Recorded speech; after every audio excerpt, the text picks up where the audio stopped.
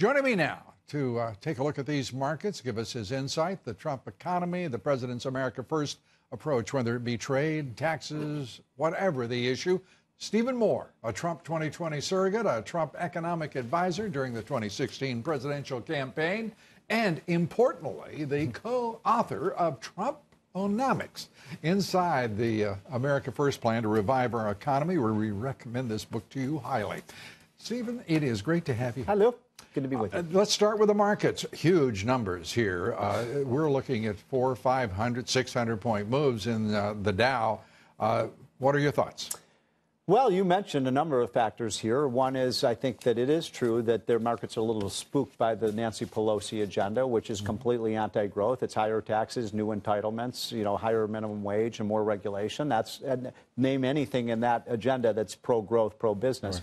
Right. Second of all, I think Trump is 100% correct that the Fed made a big error a month ago. And by the way, you can sort of trace this bearish market we've had for the last 8 weeks or so to that Fed movement. And Trump, out of the gates, he said, look, this is a mistake.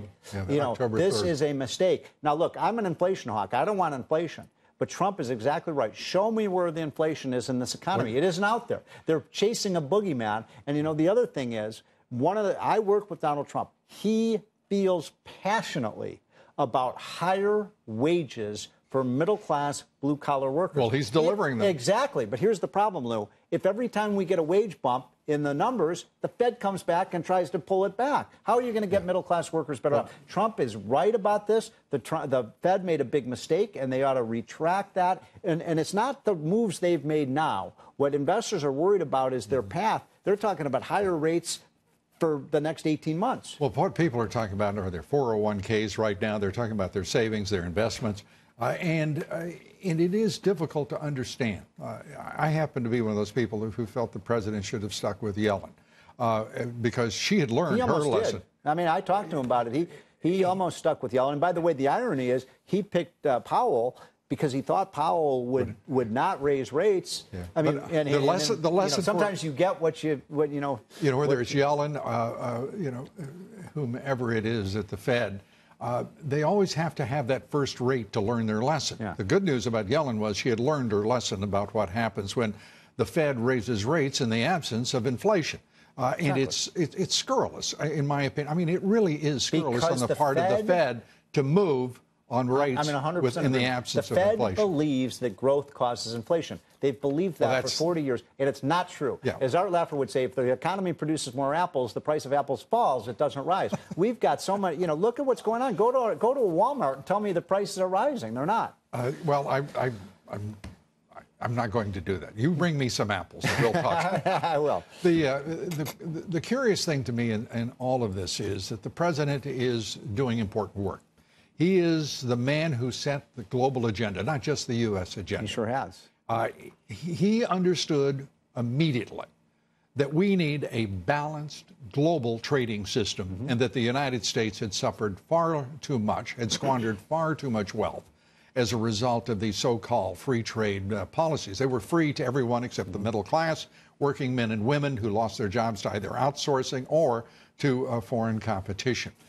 This is a president who has moved against China, and we're watching Wall Street lobby against this man. We're watching corporate America, K Street, lobby against him, and some within his own administration doing so. But the work that he has initiated is paying off. There's already movement.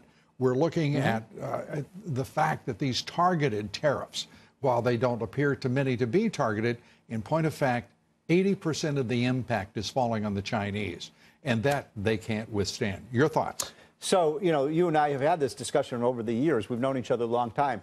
I'm a more free trader than you are. I think tariffs are, in general, not a good thing. But I have to say, Donald Trump, I remember when I first sat down with him 2.5 years ago, and, he asked Larry Kudlow and I to be advisors to him. And we said, well, we're for free trade, and you're not. And he said, look, I am for free trade. It's just got to be balanced. It's got to be a level playing field. And I started looking at the evidence. And it turned out that Trump was right. We're down here with our tariffs, and these other countries are way up here with their tariffs. They have not opened up their markets to American products. Now, at the Rose Garden ceremony a few weeks ago, I was there. Trump said, look, I am using these tariffs as a negotiating tactic to get these countries to lower their tariffs on us. And, you know, you look at what's happened with Canada, Mexico, Europe, Britain, it seems to be working. China is the big battle. Clearly. China is the big battle. And I don't know if Beijing is going to back down here or make concessions. There is no choice. Exactly. Xi Jinping doesn't have volition here. The economics of this dispute, as the president refers to it, and the war, as Xi Jinping would style it, the conclusion is foregone.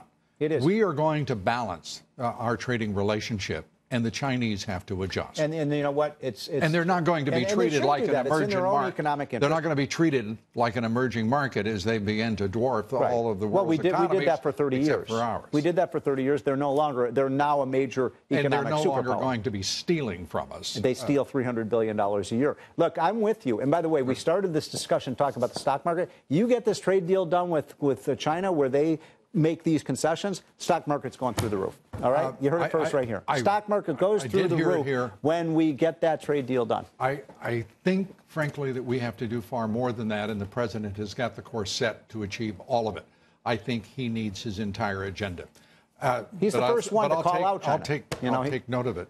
I'm going to hawk your book, whether you like it. Okay, awesome. I love it.